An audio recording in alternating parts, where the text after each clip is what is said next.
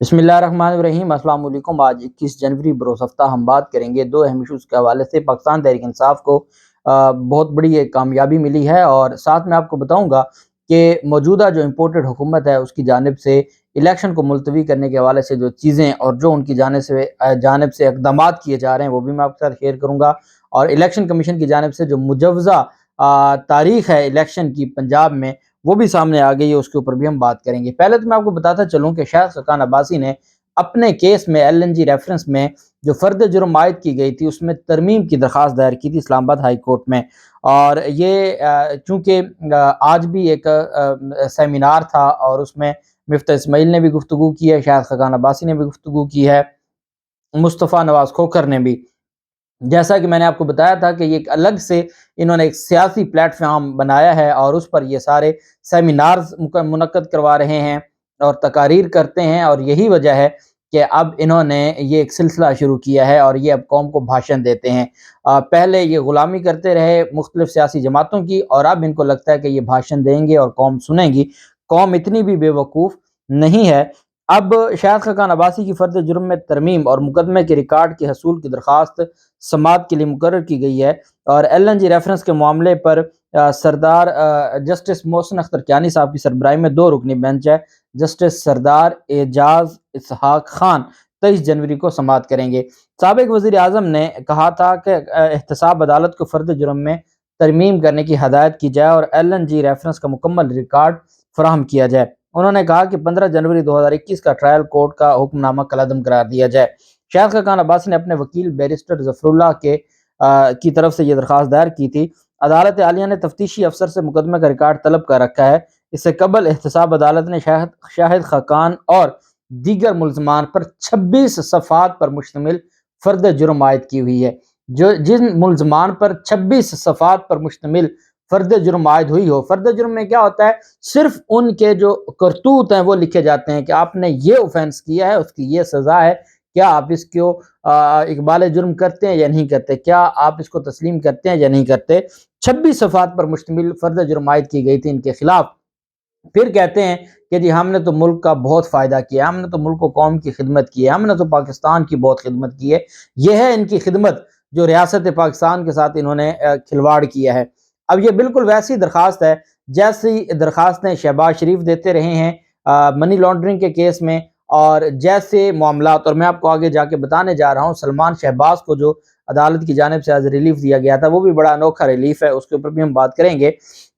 वो जो जिस तरीके से उनको रिलीफ दिए गए हैं और जैसे राना सनाउल्लाह 3 साल तक मुख्तलिफ दरखास्तें दे दे के अपने फ़र्द जुर्म को आगे चलने नहीं देता था, एविडेंस को आगे नहीं चलने देता था, ये भी शाहिद खकान अब्बासी की जानिब से ये सारा कुछ किया जाए। और इसका मकसद क्या है कि केस आगे ना चले, बस इस मकसद के लिए ये इन्होंने ड्रामा रचाया है जो अल्टीमेटली खारिज हो जाएगा। लेकिन अब उनकी जानिब से ये सारी बातचीत की जा रही है और शाहिद खकान अब्बासी को गिला भी यही है कि आपने अपने अपने मुकदमात तो वापस करवा दिए हैं, मेरा मुकदमा क्यों नहीं वापस हो रहा है, मेरे खिलाफ मुकदमा क्यों नहीं खारिज हो रहा। और मेरी हद तक आपने 50 करोड़ तक तो अपने केसेस की मालियत को देखते हुए सारा कुछ किया, तो मेरे केस की हद तक 21 अरब भी था ना, 21 अरब का रियासत पाकिस्तान को नुकसान था, तो आप 50 करोड़ की जगह अरबों रुपए लगा देते कि भाई जिसने अरबों रुपए की भी करप्शन की है वो भी नैब में नहीं आएगा, ताकि मेरी भी जान छूट जाती। ये इनका इख्तिलाफ है। कोई अवाम की फलाह बहबूद या अवाम के मोहब्बत प्यार में ये लोग नहीं मर गए कि ये अब इन्होंने जो बगावत शुरू की है। दूसरी जानिब जो मामला है मनी लॉन्ड्रिंग केस का सलमान शहबाज को बेकसूर और बेगुनाह करार दे दिया है FIA ने।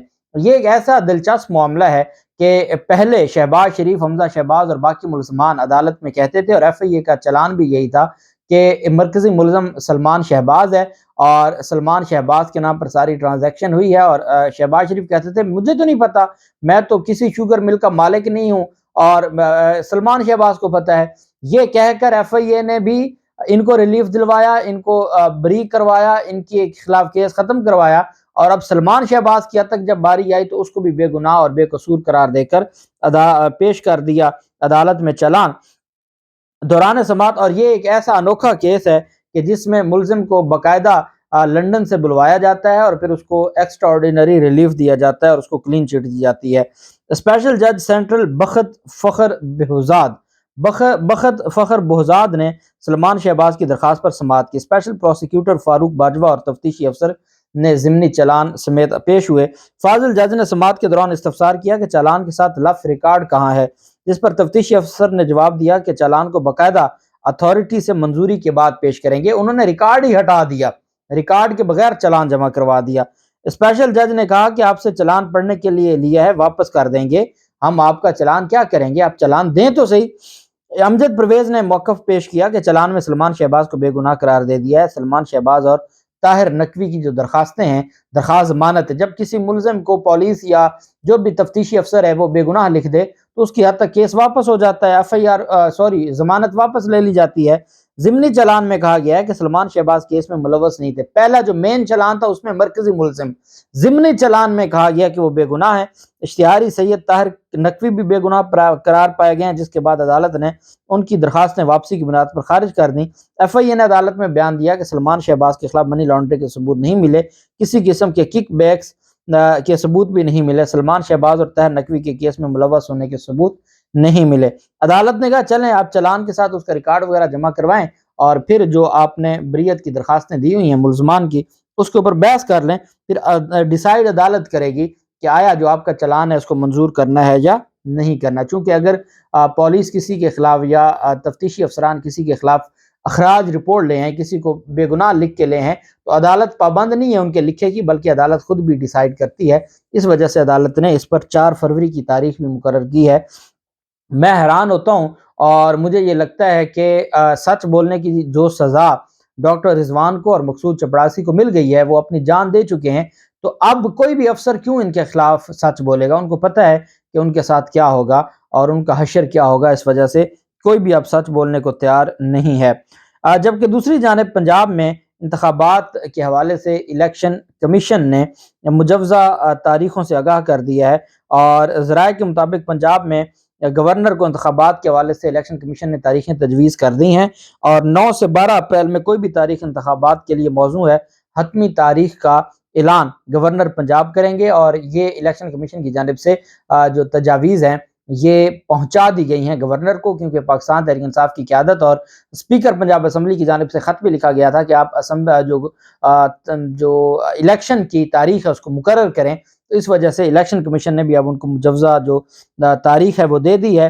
جبکہ ایک اور اہم جو ڈیولپمنٹ سامنے آئی ہے وہ یہ ہے کہ جو کراچی میں میئر کا جو الیکشن ہے، میئر کے الیکشن کے حوالے سے اور میئر کے انتخابات کے حوالے سے الیکشن کمشنر سندھ نے کراچی کے لوگوں کو ایک اور سرپرائز دے دیا ہے، اور وہ کراچی کے لوگوں کو سرپرائز دیتے ہوئے انہوں نے کہا ہے کہ جی میئر کا انتخاب 2 سے 3 ماہ لگ جائیں گے، اتنا جلدی میئر کا انتخاب نہیں ہو سکتا۔ کیوں بھائی؟ اعجاز چوہان جو کہ کمشنر ہیں سندھ کے، کہتے ہیں کہ کراچی کی کل یونین کونسلز 246 ہیں، 11 پر الیکشن اب ہونا بھی باقی ہے، 11 یوسیز کے بعد مخصوص نشستوں پر ارکان کا انتخاب ہوگا۔ الیکشن کمشنر سندھ نے بتایا کہ 246 یوسیز مکمل ہو جائیں گی، اس کے بعد میئر اور ڈپٹی میئر کا انتخاب ہوگا، اور انہوں نے کہا کہ جی ان ساری جو چیزیں ہیں اس کو مد نظر رکھتے ہوئے ہم اناؤنس کریں گے۔ مطلب یہ ہے کہ نہ ان 11 یونین کونسلز میں جو مختلف جو امیدواروں کی ڈیتھ ہو گئی تھی جس کی وجہ سے 11 یونین کونسلز میں الیکشن نہیں ہوا تھا، نہ وہاں الیکشن ہو، نہ وہاں منتخب جو میئر ہے وہ آئے، اور یہ ان کی بدنیتی ہے۔ یہ چاہتے ہیں کہ جو ایم کیو ایم کے اور باقی جو ایڈمنسٹریٹر مقرر کیے گئے تھے جو الیکشن کے دنوں کی حد تک تو ان کو ہٹا دیا تھا، لیکن بعد میں ان کو دوبارہ منتخب کر کے یہ 2-3 ماہ ایسے نکالیں گے، اور پھر اس کے بعد ہو سکتا ہے کہ یہ کیا کرتے ہیں اور کس طریقے سے یہ الیکشن میں اور میئر کے راستے میں روڑے اٹکاتے ہیں۔ ان کو پتہ ہے کہ یا تو پاکستان پیپلز پارٹی کا میئر بنا دیں یا وہ کسی کو میئر بننے نہیں دیں گے۔ جبکہ دوسری جانب جو معاملہ ہے وہ ہے صوبوں میں نگران سیٹ اپ کا۔ صوبوں میں نگران سیٹ اپ کتنا طویل ہو سکتا ہے، اس کے حوالے سے عمران خان کی مقبولیت کا جو خوف ہے، پی ڈی ایم الیکشن سے راہ فرار اختیار کرنے کے لیے ہر حد تک جا سکتا ہے، اور اب انہوں نے قانونی ماہرین سے رائے مانگی ہے، اور یہ جو رائے ہے اس میں یہ مانگا گیا ہے، سوال یہ پوچھا گیا ہے کہ آئینی شکوں کو تلاش کریں، اور رائے طلب کی ہے کہ صوبوں میں نگران سیٹ اپ کتنا لمبا عرصہ کھینچا جا سکتا ہے۔ آئینی ماہرین نے ابتدائی طور پر آرٹیکل 232 اور 158 کی شقوں سے آگاہ کیا، جس پر پی ڈی ایم قیادت نے قانونی ماہرین کو مزید آئینی شقوں پر غور و خوض کرنے کی ہدایت کر دی۔ اب تو یہ تو شکر ہے کہ ان کے پاس 2/3 میجورٹی نہیں تھی، نہیں تو انہوں نے آئین بھی نیا بنا دینا تھا۔ جب ان کے پاس 18ویں ترمیم میں موقع آیا تھا تو آپ نے دیکھا ہے انہوں نے آئین کا حلیہ بگاڑ دیا۔ جو پوری ترمیم ہے، جو آئینی ترمیم انہوں نے کی ہے، وہ ترمیم کیا ہے، انہوں نے آئین کا ہی حلیہ بگاڑ دیا۔ تو اب یہ ان کے پاس اگر اختیار ہوتا تو اب یہ ساری چیزیں یہ 10 سال کے لیے الیکشن ملتوی کروا دیتے، لیکن ایسا نہیں ہے۔ اور میں وہ جاوید چودھری کا ایک دیکھ رہا تھا، تو ان کی فرمائش یہ تھی کہ جی مارشل لا لگا دیا جائے، کیونکہ اگر معیشت مارشل لا سے بہتر ہوتی ہے تو مارشل لا لگا دیا جائے۔ ان کو پتہ نہیں ہے کہ اس طرح کا کہنا بھی اور اس طرح کی دعوت دینا بھی یہ آرٹیکل 6 کے تحت غداری کہلاتی ہے، اور یہ عقل کے اندھے بغض عمران میں ان کو پتہ ہے کہ ان کے جو خاص طرح کے سیاستدان ہیں وہ تو اب آ نہیں سکتے، عمران خان نے ہی آنا ہے، اور یہ اس خوف کی وجہ سے اب اس مقام تک چلے گئے ہیں کہ یہ کہتے ہیں کہ نہیں جی کسی بھی صورت میں عمران خان نہ آئے، بھلے مارشل لا لگ جائے۔ جبکہ پاکستان تحریک انصاف کو کراچی میں ایک اور کامیابی ملی ہے، اور کیونکہ ری کاؤنٹنگ جاری ہے مختلف یونین کونسلز کی، تو پاکستان تحریک انصاف کو دوبارہ گنتی میں صفورہ کی بھی یو سی 8 سے دوبارہ ووٹوں کی گنتی میں چیئرمین اور وائس چیئرمین پاکستان تحریک انصاف کے امیدوار فاتح قرار پائے ہیں۔ پہلے یہاں جماعت اسلامی الیکشن جیت گئی تھی، جبکہ اب پاکستان جو تحریک انصاف ہے، پاکستان تحریک انصاف الیکشن جیت گئی ہے۔ پی ٹی آئی کی جانب سے دادو میں انڈس ہائی وے پر 41 گھنٹے سے جاری دھرنا ختم کر دیا گیا ہے، اور اس میں جو پی ٹی آئی نے دھرنا ختم کرنے کا اعلان کرتے ہوئے کہا کہ 8 وارڈز کے روکے گئے نتائج جاری کر دیے گئے ہیں، اور پی ٹی آئی کے 8 کونسلرز کامیاب پائے ہیں، اور ایک جو بزرگ چیئرمین کو گرفتار کیا گیا تھا اندرون سندھ سے، ان کو بھی رہا کر دیا گیا ہے۔ اس کو گرفتار کیوں کیا گیا تھا کہ اندرون سندھ سے زرداری اور جو بلاول کے خلاف ایک بندہ کیسے الیکشن جیت سکتا ہے، اس جرم میں اس کو ایسے 20 گاڑیاں بھیج کے گرفتار کروایا گیا جیسے کوئی وہ بہت بڑا دہشت گرد ہو، اور جب یہ ڈاکوؤں کے ساتھ لڑائی کرنے جاتے ہیں تو یہ اپنی گاڑیاں بھی اور اسلحہ بھی وہاں چھوڑ کر بھاگ آتے ہیں۔ لیکن جہاں سیاسی لوگوں کے خلاف کاروائیاں ہیں، آپ ان کی حرکتیں دیکھیں، لیکن الٹیمیٹلی چیزیں بہتر ہو رہی ہیں، اور انشاءاللہ جو ری کاؤنٹنگ میں پاکستان تحریک انصاف کو نشستیں ملتی جا رہی ہیں۔